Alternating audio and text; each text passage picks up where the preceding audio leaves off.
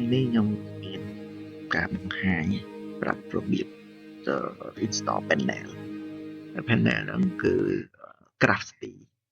អញ្ចឹងពេលយើងចូល website Craftsy នេះវាមាន document មានអីចឹងណាហើយយើងមានទៅលើ install ទៅកាន់ server ឬក៏ប្រភេទ OS ណាដែលយើងប្រើអញ្ចឹងដូចជាស្ដែងការពីមុនប្រាប់អញ្ចឹងខ្ញុំប្រើ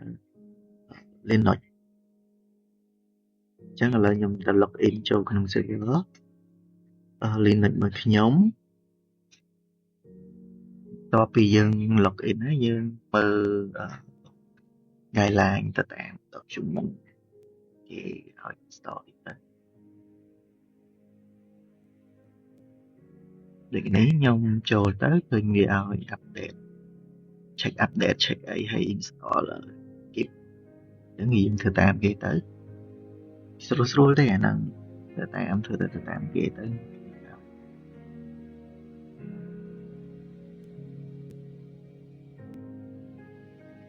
step ទី1 step ទី2ទៅអញ្ចឹងទៅ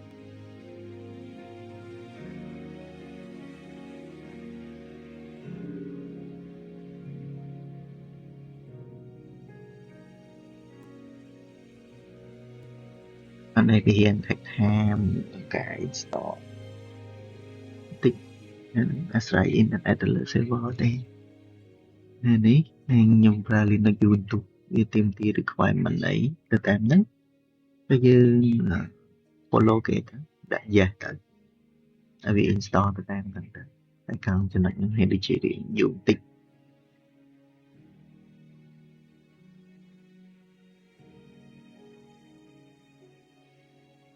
នេះ panel មួយហ្នឹងក៏ឃើញនៅលើ internet ក៏នេះក៏ដែរ install ដែរសារ install ដែរវាបែរមុខទៅខាងណាវាយ៉ាងម៉េចចឹងណាអញ្ចឹងមើលទៅវា interface របស់វាគួរសមដែរវាមាន terminal មានអីយើង upload មានអីស្រួលជាងយើងប្រើ direct នៅក្នុង terminal របស់យើងវាស្រួលមិនដែរអញ្ចឹងណា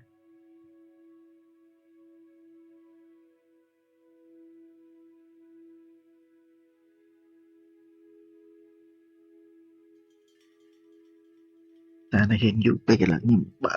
កកាន់client ឃើញហើយ មុនយើង set up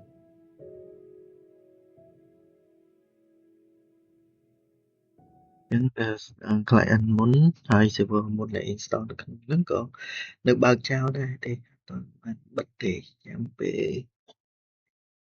install អានេះបានហើយចាំទៅបិទ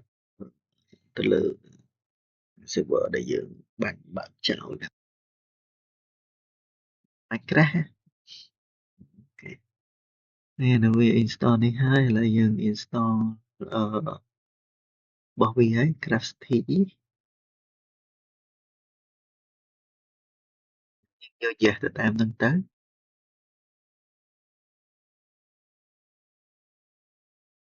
អាហ្នឹងដូចជា install លឿនទេវាអត់យូរទេ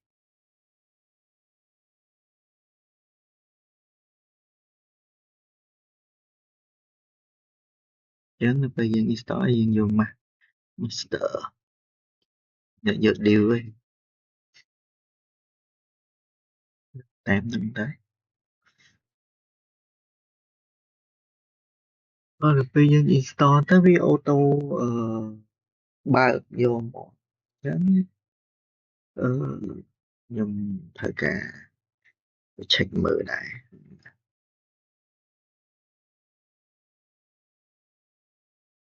វាទាមទារ switch យើងបើក switch វាអត់ដាក់ switch អញ្ចឹងអានេះ final បញ្ចប់របស់វាគេប្រាប់ហើយ screenshot ទុកឬក៏យើងចាំកត់ note អីក៏បានដែរហ្នឹងវាមាន default folder របស់វា start run start update អីចឹងណាអញ្ចឹងដល់ឥឡូវហ្នឹងវាគាត់តែ enable switch ហ្មងណាខ្ញុំ enable switch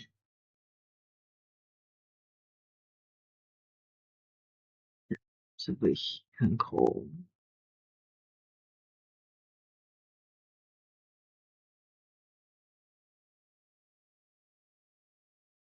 Chứ nó về đâyយើងenable switch ហើយ start switch វាគឺវានឹងដាក់ switch ហ្នឹងហើយប៉ុន្តែយើងមើលឃើញថាវាlink port មួយណា IP ឬក៏បែបម៉េចខ្ញុំដឹងទេអញ្ចឹងខ្ញុំសាកព្យាយាម start ឃើញបើ start ទៅវាមាន copy ឲ្យ start ទៅនឹងប្រហែលហ្នឹងទៅវាលក្ខណៈduplicate ណាដល់ពេលដែលយើងចូល default folder ហ្នឹងហើយយើង run start ទៅវា run ដោយសារតែវាកំពុង run ហើយចឹងមកពីយើង start switch មុនហ្នឹងបានវា run ចឹងយើងធ្វើការ clear switch វាសិន clear switch ចាំចូលជា desktop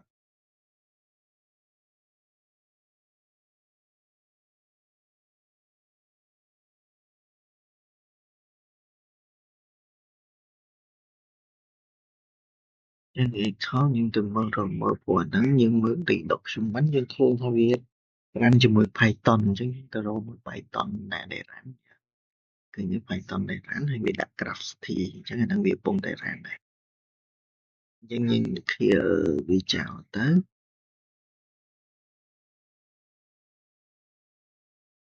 switch ហ្នឹងបាត់ហើយ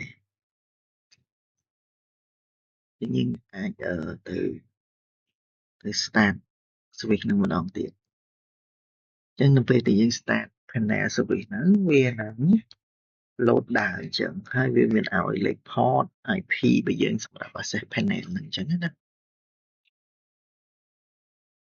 នៅពេលដែលយើង copy អាហ្នឹងដាក់ទៅយក browser របស់យើងធម្មតាព្រោះ IP នេះគឺ IP public ពី server device របស់យើងទេខ្ញុំផាសទៅអញ្ចឹងការខ្ញុំផាសនៅក្នុងវីដេអូហ្នឹងគឺវាអត់ដើរទេដោយសារតែយើងអត់ទាន់បានបើក port ដោយសារខ្ញុំបើក firewall វាអញ្ចឹងទៅយើងធ្វើការ enable port វាបន្ថែមពេលយើងដូចជា port វា8433អ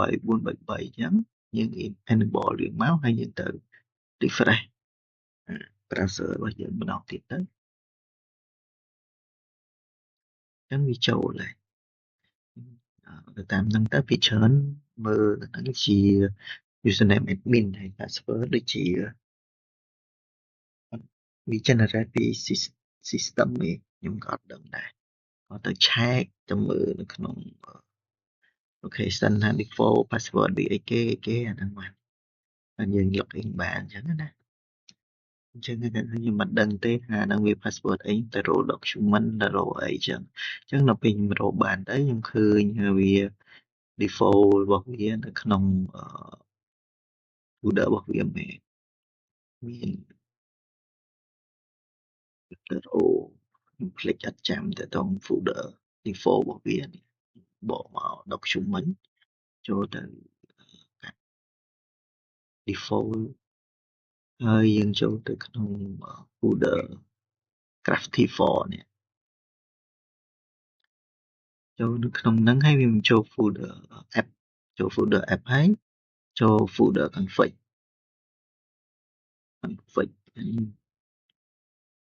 នេះច្រឡំទៅបាយ nano នឹង edit ទេអញ្ចឹងចូលទៅនេះអាហ្នឹងជាយើងឃើញ file default ស្អីគេ condenser នេះអញ្ចឹងចាំចូល nano របស់យើងទៅហើយវាយទៅយើងអាច copy អាហ្នឹងមក copy password admin copy ទៅយើង login ចូលបានហើយ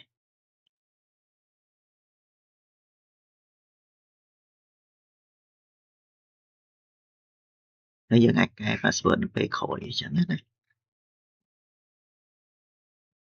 ចង់កែយើងក៏ប្រើអាហ្នឹង save ទុកទៅអញ្ចឹងនៅពេលយើងបាន panel របស់យើងហើយ panel របស់យើងគឺយើងអត់ទាន់មាន server install អីទេអញ្ចឹងយើងអាច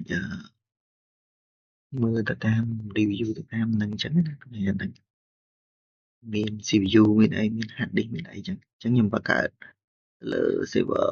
Minecraft របស់យើងសម្រាប់ Java ពេលយើងចូលទៅឃើញគេឲ្យលើ page server គេ ខ្ញុំប្រាប់លើកឡើងមុនគឺមានអីពីច្រើនយើងយក Pepper អញ្ចឹងទៅហើយ version ដែលយើងប្រើ Word ចង់បាន version ណាយើងដាក់ឈ្មោះ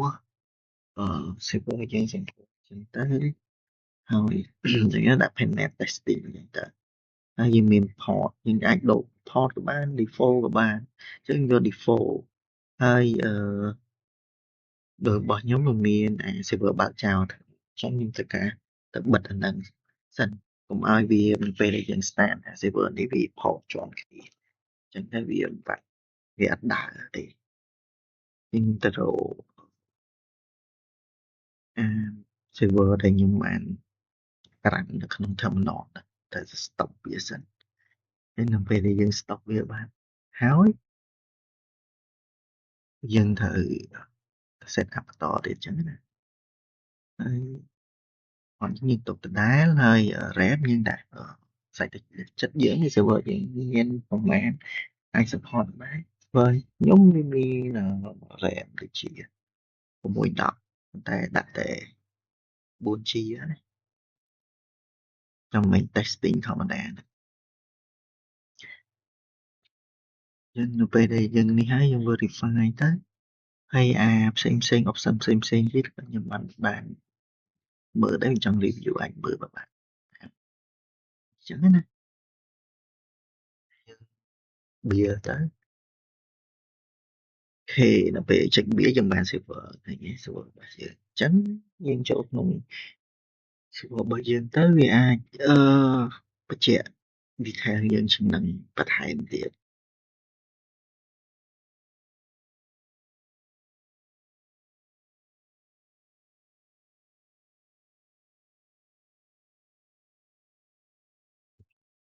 ចូលទៅឃើញវាមាន log មាន schedule មានអីទាំងអស់អ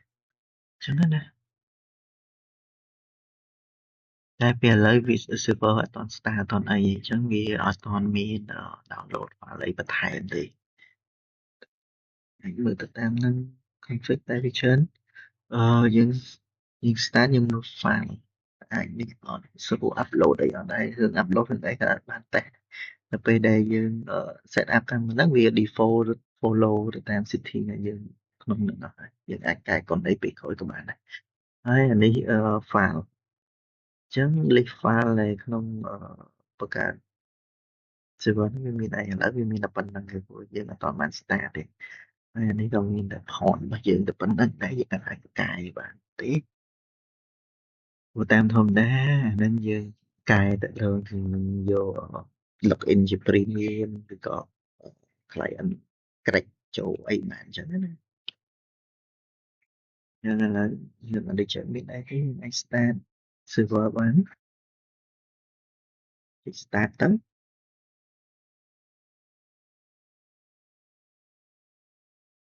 យើងមានអារម្មណ៍ថាវារៀងគៀងមកចិត្តទៅ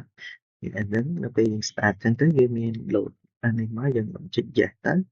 ដូចយើងសរសេរលោកមុនអញ្ចឹងយើងត្រូវការសរសេរដាក់វាទៅ true តែនេះដល់ start ទៅវា auto yes ទៅវា auto កែខ្លួនឯងហ្នឹងនៅពេលចូល file ទៅវា download មកហើយហើយ file saver ហ្នឹងវាមានសេចក្ដីខ្លះសម្រាប់យើងអញ្ចឹងណាយើងអាចកែបានធម្មតាទេវាអត់អីញ៉ៃដោយការនោះយើងត្រូវការវាយ command វាយអីចឹងណាអានេះដល់ពេលយើង set up ហើយវាមាន panel ស្រួល control ណាចឹងនៅពេលដែលខ្ញុំបើកហើយអស់ហើយយើងអាចទៅកែ file របស់យើងវិញឲ្យក្រាច់ចូលលេងបានដែរចឹងណាវិញយើងទៅកែវាច្រើនយើងកែទៅលើ server property file ហ្នឹងកែទៅយើងរកវា online mode យើងដាក់នេះមកសេទៅតាមខ្ញុំមកហើយយើង save ទៅហើយយើងបិទហើយយើង restart server យើងវិញទៅ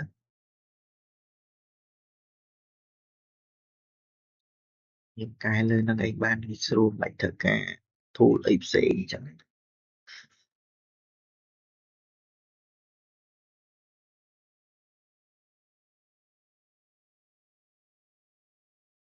ដល់ពេល start ទៅហើយ server យើងអាច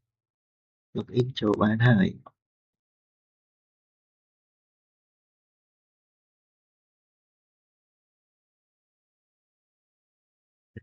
បើក SK របស់ខ្ញុំយក version 4 21.4 ទៅដែរនេះ server យើង start ហើយអានោះមាន install plugin អីទៀតអាចមើល setting មើលអីអាហ្នឹងតាមខ្លួនឯងចង់រៀនបន្ថែមនេះតនៅបង្ហាញការ set up ឲ្យត្រួសអញ្ចឹងទេអត់ចេះដូចគ្នាទេទៅឃើញទៅក៏សាកល្បង install ទៅវាមានអីគេកែប្រែ home page អីណា login អីអញ្ចឹងទៅ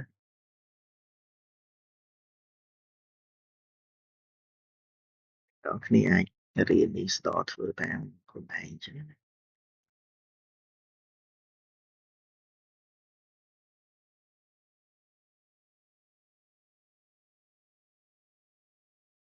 slow បន្តិចទៅ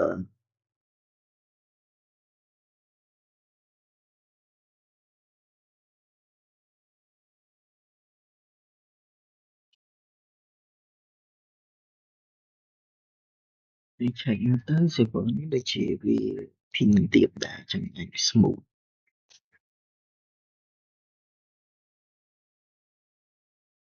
ចូលទៅហើ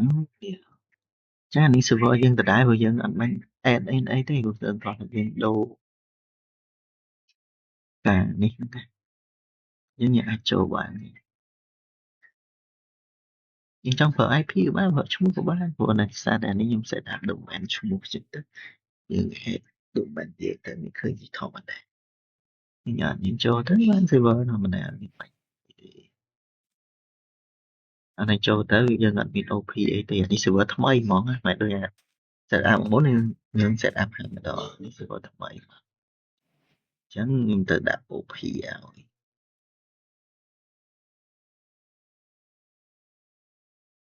ដាក់ OP ដាក់ឈ្មោះ player យើងទៅហើយយើងអាចនេះបាន OP មកចង់បាន mode អីក៏បានយើងចាំ install plugin អីតែអញ្ចឹងអានេះcheck ទៅលើ server head របស់យើងមាន3គេខ្លះដូចយើងបានឃើញអញ្ចឹងយើង set up 4G តែយើងសម្រាប់ handle server ផ្សេងតែ 4G ទេវានេះយើង follow ទៅតាមតែប៉ុណ្ណឹងអស់ហើយអាចសាកល្បងខ្លួនឯងបានអរគុណ